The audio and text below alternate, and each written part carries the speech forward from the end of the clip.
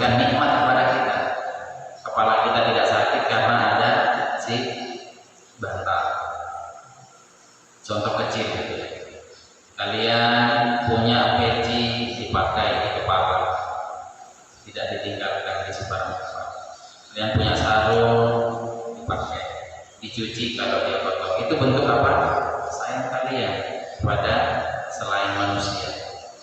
Apalagi sama manusia yang punya perasaan juga dengan kita. Hati seseorang dengan orang lain itu terpaut, punya ikatan. Nah, ikatannya inilah yang perlu kita samakan frekuensinya, samakan salurannya. Misalkan dari siapa? Fitri ke Arsyad, kemudian ke Mail ke saya. Itu kalau kita bisa lihat gelombang kimianya apa namanya? Geometrik apa namanya? Gelombangnya sinyal sonik ultraviolet, infrared, inframerah. Masya Allah. Itu yang perlu kita samakan. Samakan dalam konteks apa? Dalam konteks saling sayang menyayangi. Ya, coba nanti putra putri mulai hari ini belajar untuk mencintai diri sendiri, orang lain, sekitar kita, lingkungan kita, apapun yang berkaitan dengan kita. Ya baju kita, badan kita, alat-alat belajar kita, buku tulis, tas, pulpen dan seterusnya, ya kan? Coba mulai belajar dari hari ini untuk mulai memiliki sifat apa tadi? Ar-Rahmah. Kalau sudah ada tekanan dalam hati Ar-Rahmah, maka kalian akan lebih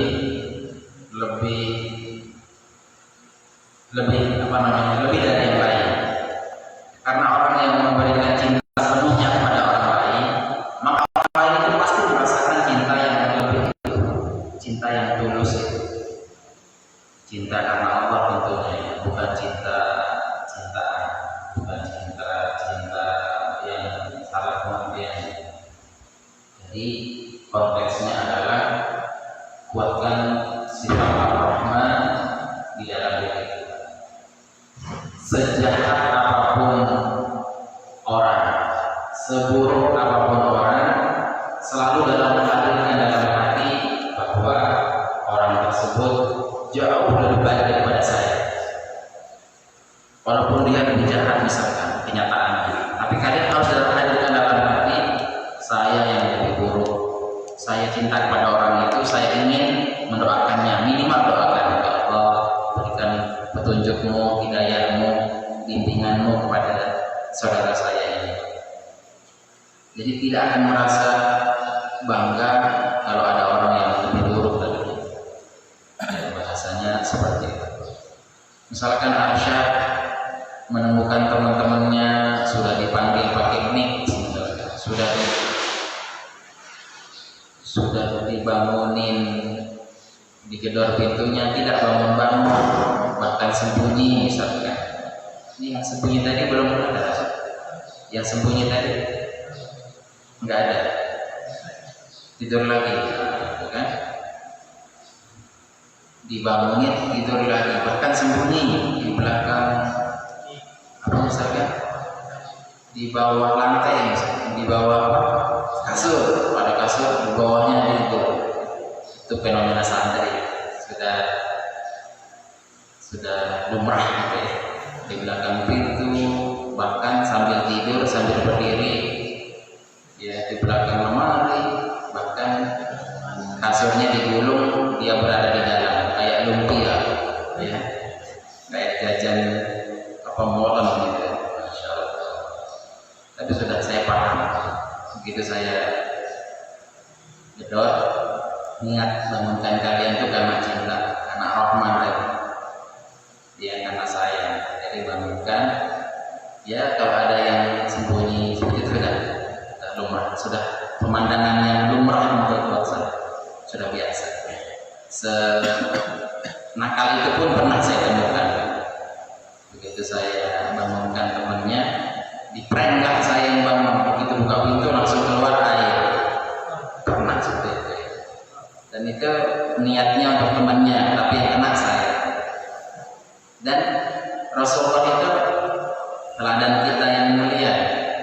begitu beliau disakiti.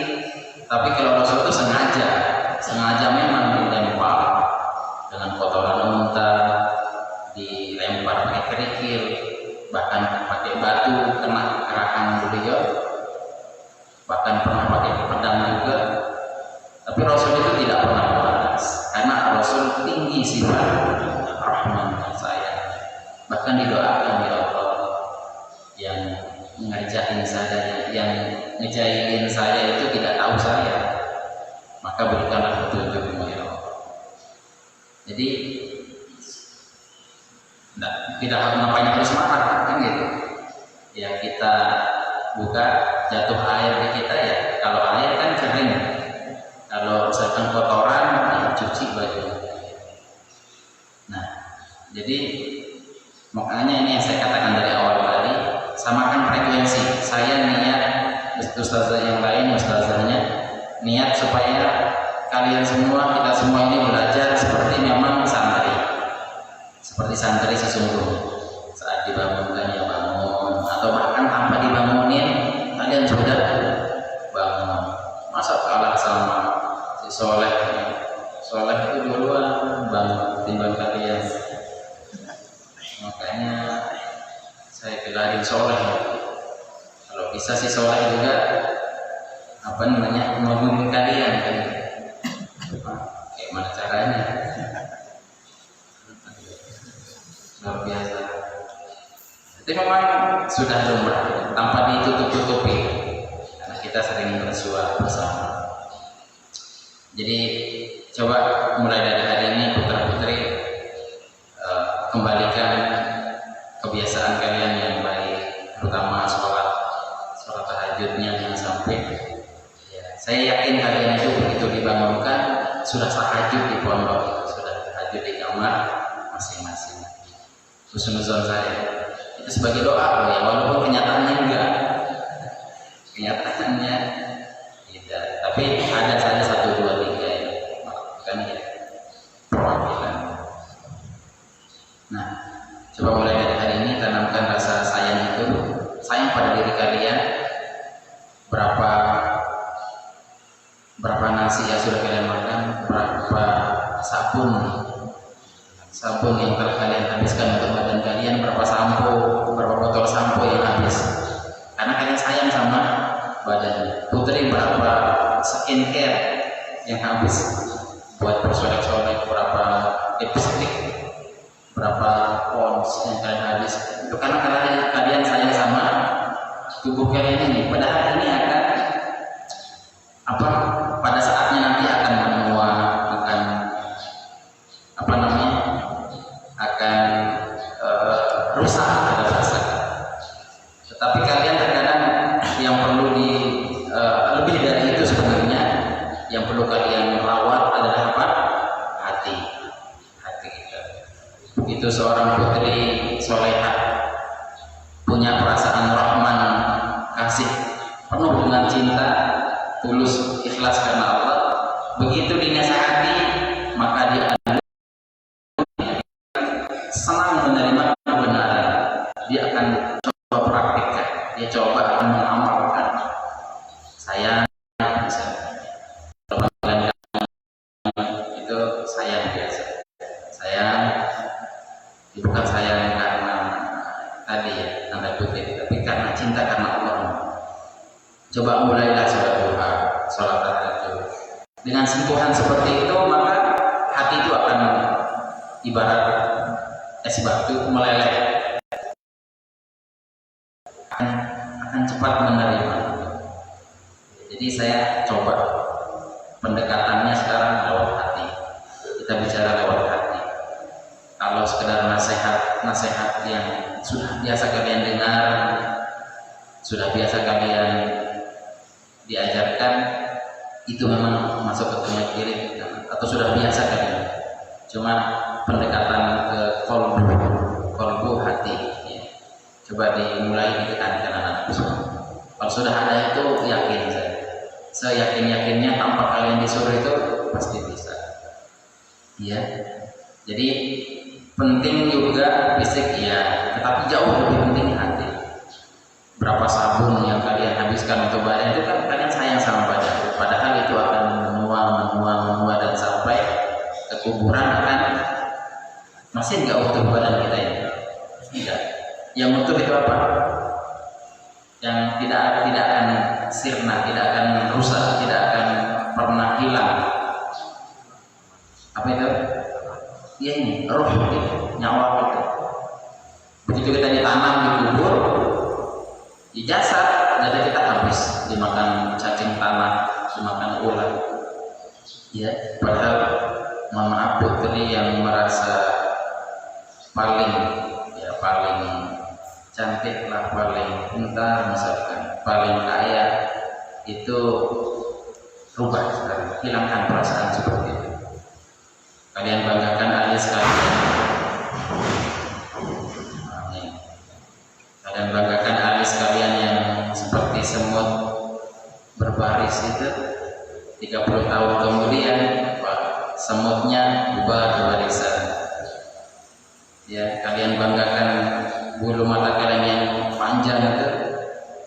Ya, kalau sudah umur 30 tahun itu akan mulai memutih. Ya, bahkan mata kalian akan masuk ke dalam. Itu kemudian bangga dengan aksesoris yang lain lah. Ya, putra juga seperti itu.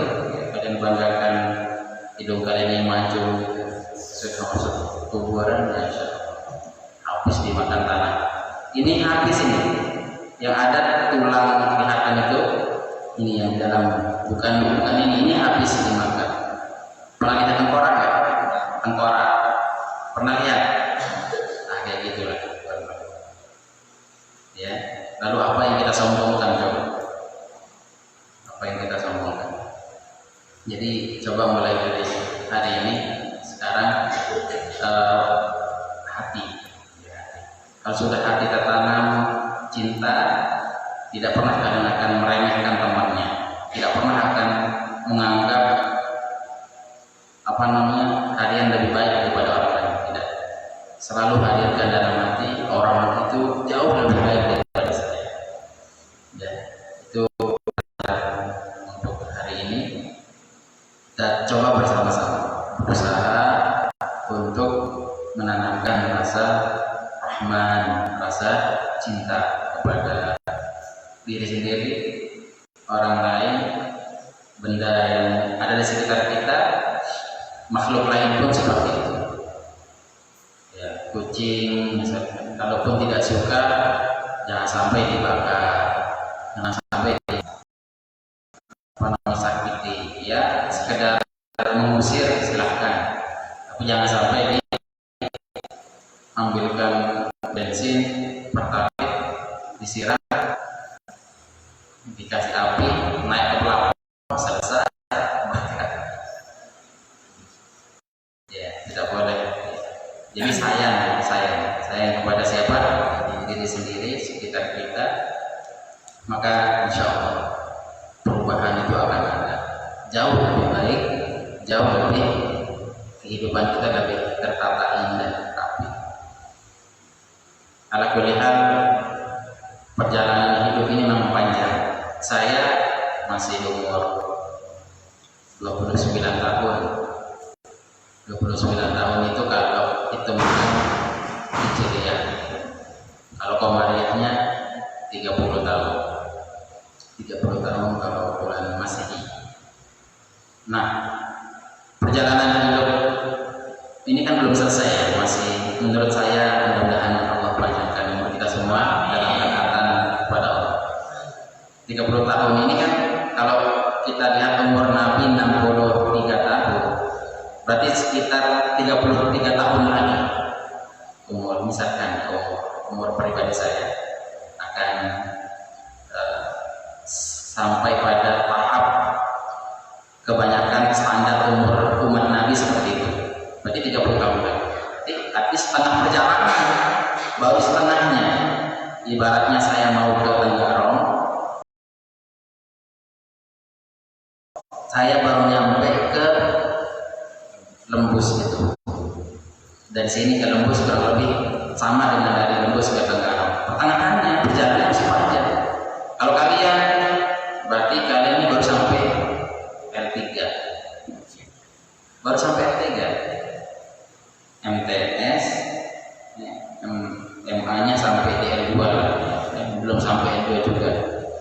ya perbatasan blok A, blok A atau blok B, blok A. Perjalanan MTS, MA, belum kuliah kan? Saya sudah 2 kali kuliah, gitu kan? Nah itu berarti agak jauhan saya. Intinya saya nggak bangga, cuma saya katakan saya lebih duluan hidup timbang kalian, gitu kan? Nah perjalanan kita gini, kalian di sini, saya di sini. Perjalanan kita masih panjang. Cuma dari sekian perjalanan ini ada pelajaran berharga yang saya dapatkan. Pelajaran berharga itu adalah salah satunya inti dari pelajaran semua yang pernah saya pelajari itu terjawab setelah saya lulus mahad baru terjawab teka-teki yang menurut saya paling sulit terjawab. Kemudian melewati masa-masa jomblo, wah itu sangat menegangkan, tahan uji gitu ya, masya Allah. Jomblonya jomblo sejati, yang bukan jomblo yang kelas kerupuk, begitu datang angin langsung melempem gitu, nggak kuat gitu. Tapi betul-betul kokoh, ujian di sana sini ya. Kemudian itu semua perjalanan itu yang saya rasakan pribadi saya, karena pengalaman kita beda-beda. Itu membentuk pemahaman saya bahwasanya inti daripada pelajaran itu semua adalah bagaimana mengelola hati. Intinya itu, mau paham ilmu nahu, mau paham ilmu matematika, IPA, IPS, menurut saya itu pribadi saya, it is very easy, sangat mudah. Kalau orang lain bisa, kenapa saya tidak? Logikanya kan sama-sama makan nasi sepiring, dia bernafas, saya bernafas, dia manusia. Yang membedakan kita itu apa? Kesungguhan kita, hati kita. Kalau hati kita sudah cinta dengan keinginan kita itu, pasti kita akan melakukan apa saja demi tercapainya keinginan tersebut. Salah satu yang teka-teki lucu menurut saya yang terjawab setelah saya nyantri, setelah saya keluar dari pondok, artinya sudah selesai dari pondok. Salah satunya adalah, nanti kalau kamu bisa mau alat atau ilmu nahwu sorof, akan bisa memahami bahasa binatang secara umum. Kamu bisa bahasa burung, kamu akan bisa bahasa binatang-binatang lain. Apa maksudnya? Itu kalau bahasa guru kami itu, guru kita, masyayikh kita, apa? Tinggi bahasa. Apa maksudnya? Kita belajar nahwu, belajar sorof, belajar bahasa Arab, kok kesana arahnya? Baru terjawab ketika kalau saya jawab sekarang, kalian tidak akan ada sesuatu yang dikepoin. Tapi sudah tahu jawabannya ya? Sudah tahu jawabannya. Ternyata maksudnya dengan kita memahami ilmu alam tersebut, kita akan bisa membaca bacaan yang belum punya harokat pertama. Yang tidak punya baris itu kita bisa barisi, kita bisa harokati, kita bisa baca. Yang tidak ada terjemahan, kita bisa terjemah sendiri. Kalau sudah hal yang tidak nampak saja kita bisa tampakkan, apalagi yang sudah nyata ada, kemudian kita akan pahami, pasti lebih mudah. Nih, baca kitab kuning, nggak ada barisnya. Kalian bariskan, kan nggak ada barisnya. Sesuatu yang tidak ada kalian ajarkan, keren. Apalagi hanya burung, seekor burung yang sudah ada, kalian akan memahami makna siulannya itu. Apa maksudnya? Bukan so sweet, bukan panggilan perhatian terhadap putri yang cie-cie atau apa gitu, pasti kita akan memahami.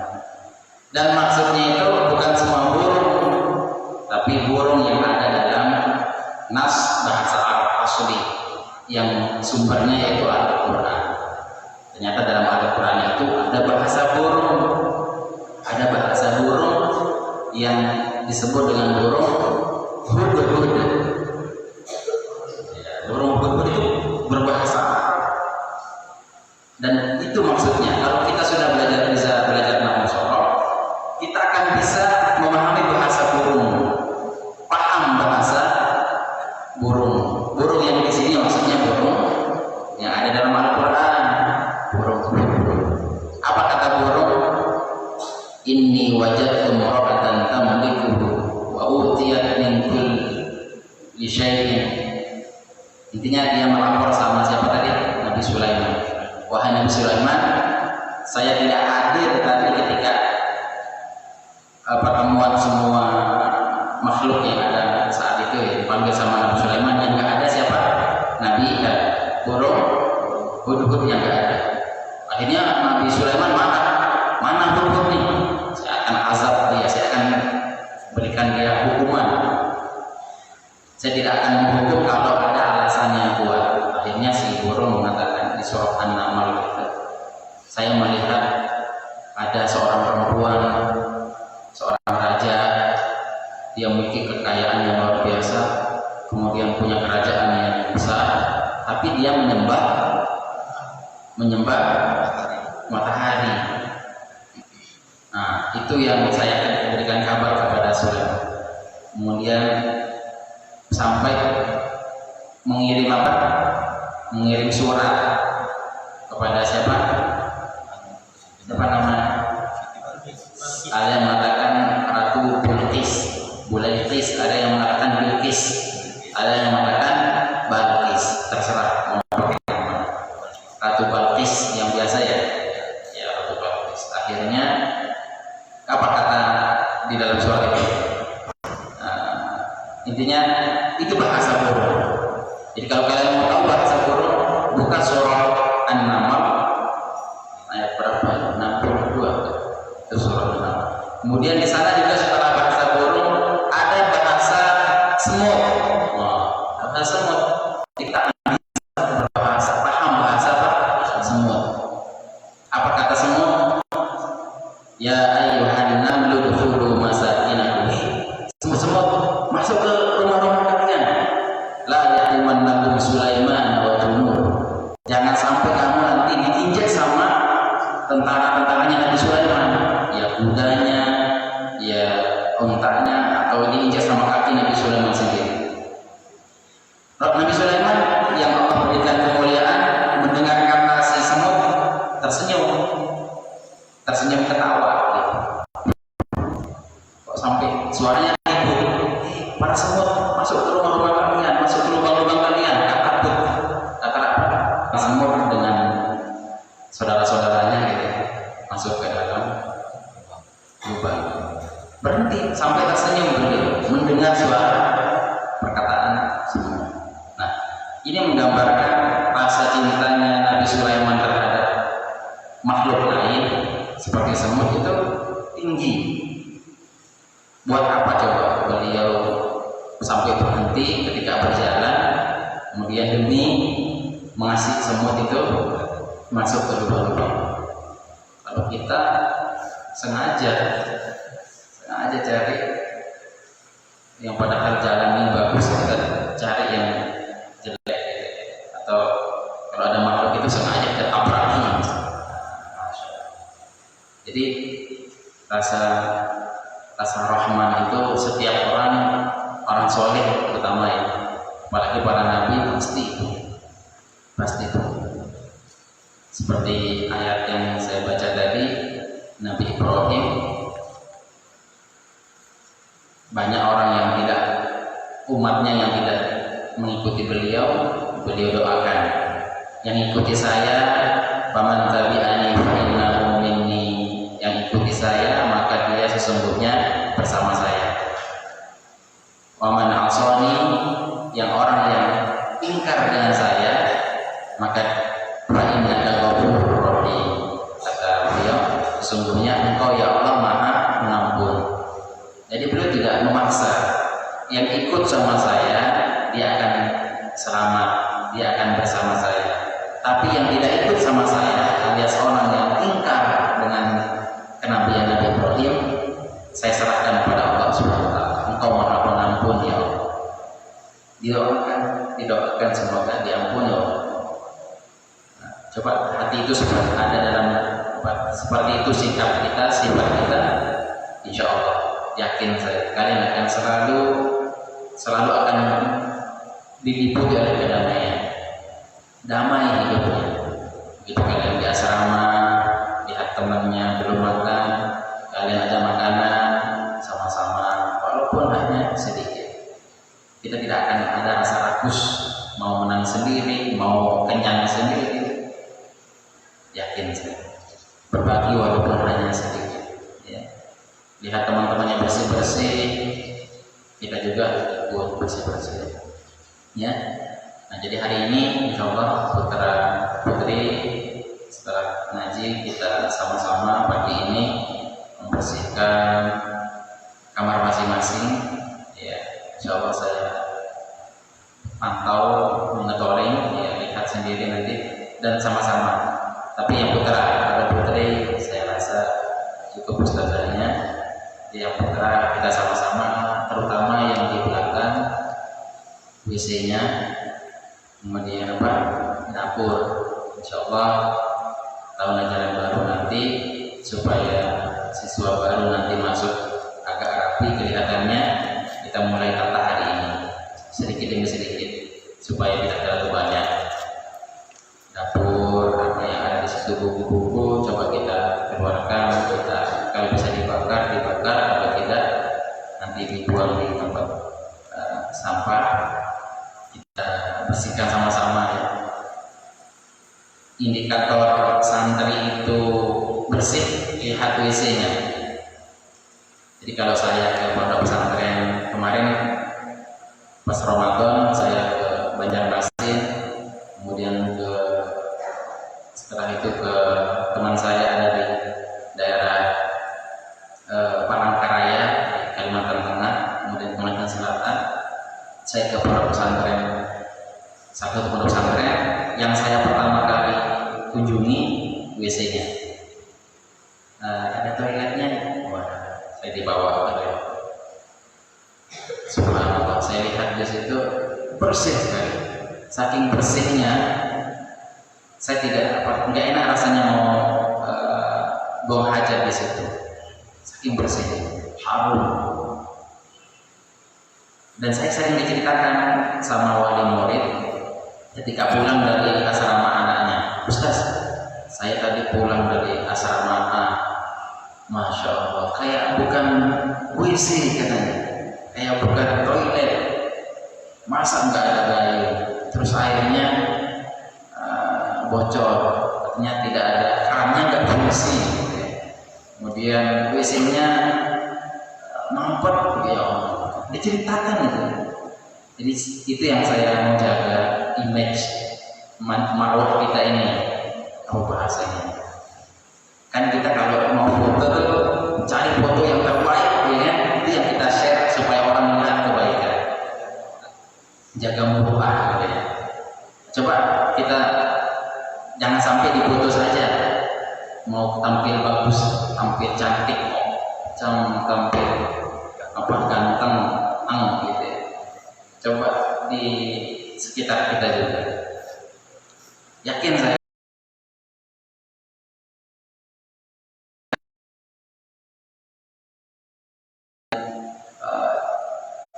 pengen ke belakang, ingin ke belakang, apakah merasa nyaman atau tidak, kita tidak tahu.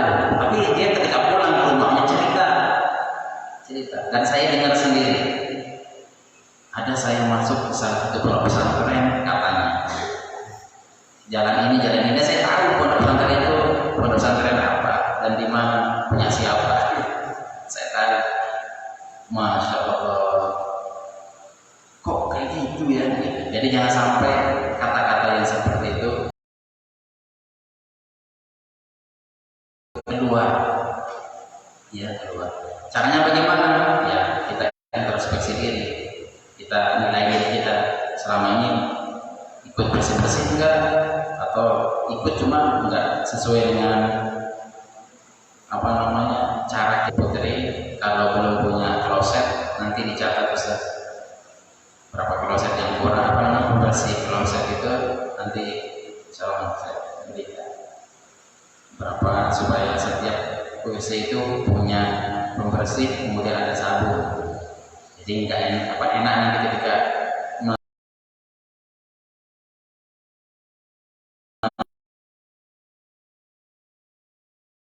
ketika ada jejak tertinggal, nah, disiram kemudian dikasih sabun baru dibersihin. Jadi jangan meninggalkan jejak, apalagi jejak yang buruk gitu. Jejak itu bisa saja hitam, bisa saja kuning, tergantung makanannya. Kalau makanannya coklat, terus Milo, ya coklat. Ya, ini jangan sampai meninggalkan apa? Jejak. Saya paling mengatakan apa bahasanya ya, pribadi saya itu menghargai sekali, menghormati sekali orang yang datang setelah saya. Kalian bisa cek kalau di sekolah ya, di madrasah, ketika saya masuk kamar nanti kecil, itu saya ingin orang yang masuk setelah saya itu nyaman, tidak merasa kok beda baunya. Bahkan saya sengaja pakai minyak harum itu di dalam kamar meruisi. Jadi orang yang masuk di dalam, Masya Allah, tidak menang kalau Ustaz masuk sama iya sedikit itu bahasa.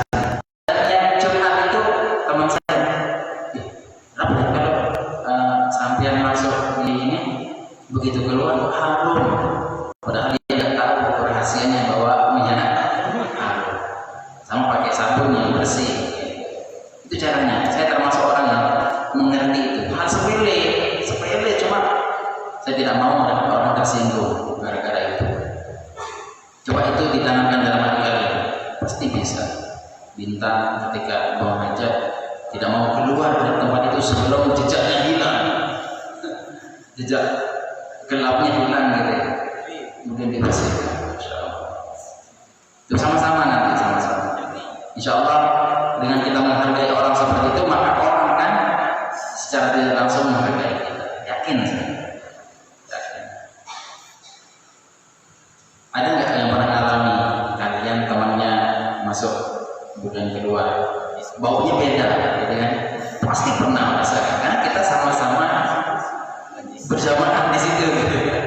Artinya sama-sama. Kecuali kalau pribadi ya beda, ya kan? Kan kita putri satu orang berapa? Satu kamar berapa orang putri? 4. Nah, kan beda-beda. Jadi usahakan mulai dari diri sendiri, pembersih, ya, pembersih. Jangan sampai teman datang setelah kalian itu kecewa. Masya Allah, kok ini yang masuk kayak bau apa namanya? Parit kering gitu. Ya putri ya, sama-sama kita bersih-bersih sampai yang kuning melekat itu tidak ada masih. Saking lamanya dipakai nggak boleh dibersihkan, jadi nempel gitu di situ. Saya paling suka membersihkan itu di pondok, jujur. Saya itu di pondok senang sekali melihat WC yang kuning, saking kuningnya itu melekat gitu ya, saking lamanya nggak pernah dibersihkan. Ilmunya gini, kasih dulu bom, bukan bom meledak. Rinso, nah ada merek bom, dibom dulu, tunggu 5 menit. Nah itu akan rontok, tunggu 5 menit baru disikat. Setelah disikat baru dibersihkan. Nah, nanti ilmunya seperti itu, diairi dulu, disiram semuanya, baru kasih bom atau rinso yang ada sabun, nah baru dibersihkan. Sama-sama ya, putra putri ya. Nanti setelah ini akan ada sesi pemotretan before after, sebelum dan sudah. Kita lihat perbedaannya. Kalau sebelum dan sesudah sama, oh berarti sudah terlalu tebal dosanya. ibarat biasa juga, ibarat biasa, masya Allah. Jadi mudah ada manfaatnya. Hari ini kita sama-sama bersih-bersih putra putri untuk apa? Ini bukan untuk menyambut tahun ajaran baru, tidak, itu Pak, setiap hari dibiasakan. Dan ada manfaatnya. Sekali lagi sebagai kata kunci hari ini pelajaran kita adalah bagaimana mengelola hati, isi dengan rahmat, kasih sayang, rahmat, cinta, rifqah, penuh perhatian, penuh pengertian, ya, mengerti dan memahami, ingin dimengerti itu sudah biasa. Jadi coba memahami.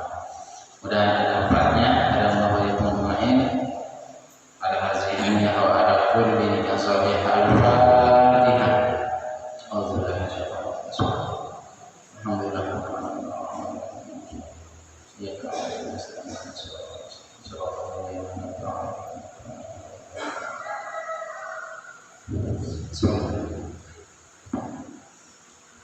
Ya, mohon maaf atas segala kekurangan. Assalamualaikum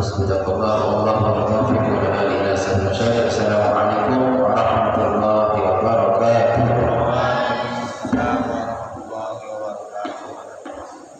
Ya Nabi salam alaika, ya Rasul salam alaika, ya Habib salam